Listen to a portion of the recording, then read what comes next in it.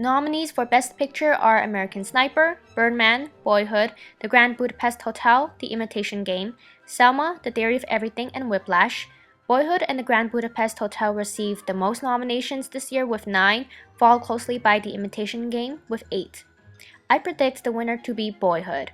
There is so much heart and soul that goes into making a movie like this. Not only did the movie span 12 years, which is a huge commitment, but the movie emphasizes how time changes us and the way that we navigate in the world, seeing children literally growing up before our eyes and gaining new experiences, while seeing adults make mistakes and deal with their consequences. Life isn't always easy, entertaining, and fun. It can be rough and difficult, but it is always beautiful and mysterious. Time catalyzes character transformation, and it's a brilliant, raw, and honest approach to telling a story about a dozen years of life. I think Boyhood is going to take it. For Best Director, we have Wes Anderson, Alejandro Gonzalez Iñárritu, Richard Linklater, Bennett Miller, and Mortem Todem. I do believe that Ava DuVernay from Selma should be in this category, but I still think Richard Linklater is going to win this one. For Best Actor, there's Steve Carell from The Foxcatcher, Bradley Cooper for American Sniper, Benedict Cumberbatch for The Imitation Game, Michael Keaton for Birdman, and Eddie Redmayne for The Theory of Everything. I think David Oyelowo from Selma and Jake Gyllenhaal from Nightcrawler gave better performances than Steve and Bradley, but the Oscar race is between Keaton and Redmayne. I'm going with Redmayne. He gained a lot of momentum with the SAG Award win against Keaton, and I really admire his performance because he stays immobile as Stephen Hawking for much of the film, so there's much more importance on performing with his eyes, and he performed brilliantly. In essence though, I'd be happy with either Keaton or Redmayne winning.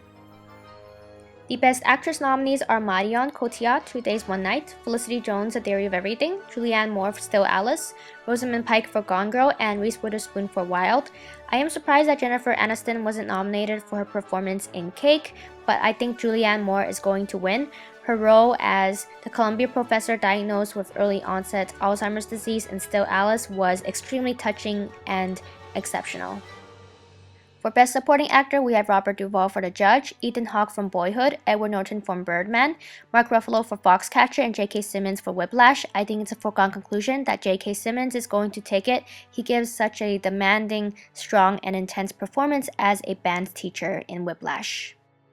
For Best Supporting Actress, we have Patricia Arquette for Boyhood, Laura Dern for Wild, Keira Knightley for The Imitation Game, Emma Stone for Birdman, and Meryl Streep for Into the Woods. I predict that Patricia Arquette is going to win. I sense a genuine realness in her portrayal, not only in her physical transformation through the 12 years, but also in the way that her character reacts and handles different situations in her life as a single mother. I'm glad that her character can shed some light on how underappreciated and undervalued single motherhood sometimes feels. The original screenplay nominees are Birdman, Boyhood, Foxcatcher, The Grand Budapest Hotel, and Nightcrawler. These are all amazing films. I think it's going to be a toss-up between Birdman and The Grand Budapest Hotel, but I'm going to go with the delightful Grand Budapest Hotel. The nominees for Best Adapted Screenplay are American Sniper, The Imitation Game, Inherent Vice, The Theory of Everything, and Whiplash. Again, all extraordinary films, but I think The Imitation Game is going to win. For Best Animated Feature Film, we have Big Hero 6, The Box Trolls, How to Train Your Dragon 2, Song of the Sea, and A Tale of the Princess Kaguya. The Lego Movie was definitely snubbed. It could have won the Oscar in my opinion. Maybe the Academy did not like the live action part, or they wrote it off because they thought it was a little kids movie with that Lego association, but I definitely disagree. But out of these choices, I would say How to Train Your Dragon 2 has the best chance because I like its flying sequences, its storyline, and its characters. For Best Foreign Language Film, we have Ida from Poland, Leviathan from Russia, Tangerines from Estonia, Timbuktu from Mauritania, and Wild Tales from Argentina. Leviathan from Russia won the Golden Globe, but I still think that Ida from Poland is going to win the Oscar. Nominees for Best Original Score come from The Grand Budapest Hotel, The Imitation Game, Interstellar, Mr. Turner, and The Theory of Everything, and I think it's going to go to the Icelandic composer Jóhann Jóhannsson from The Theory of Everything. His music is so powerful, strong, and intense and passionate. I just love the movie, and I think he did a great job with the score. For Best Original Song, we have Everything is Awesome from the Lego Movie, Glory from Selma by John Legend and Common, Grateful from Beyond the Lights, I'm Not Gonna Miss You from Glenn Campbell, It'll Be Me, and Lost Stars from Begin Again. It is a small mitigation that Everything is Awesome is nominated here, even though I still think it could have been nominated for Best Animated Feature. But for the win, I think it's going to go to Glory from Selma by John Legend and Common. In terms of the performers this year, Adam Levine will perform Lost Stars, John Legend and Common will perform Glory, and Rita Ora will perform Grateful from Beyond the Lights. The next two categories are sound editing and sound mixing. Sound editing is the creation of certain sound effects and background noise, while sound mixing is the mixing of dialogue with sound. And my pick for sound editing is Interstellar, which is a sci-fi film directed by British-American Christopher Nolan, who also directed The Dark Knight and Inception. Interstellar stars Matthew McConaughey, Anne Hathaway, and Jessica Chastain. And my pick for sound mixing is American Sniper. It's a biographical war drama film directed by Clint Eastwood and starring Bradley Cooper, based on the story of Chris Kyle, who is meritorious for 160 kills as an American sniper. I really love this film and how it highlights the after effects of going to war, especially the pressure and hardship that it puts on people's relationships, and most noticeably the repercussions of post-traumatic stress disorder, PTSD. It also gives a raw and honest depiction of war and war zones. No filter, absolutely powerful film to watch. For production design, we have The Grand Budapest Hotel, The Imitation Game, Interstellar, Into the Woods, and Mr. Turner, and my pick is The Grand Budapest Hotel. The production design of this film is so visually appealing with beautiful and bright colors, and I love all the Eastern European inspiration, design, and architecture. I would love to stay at The Grand Budapest Hotel.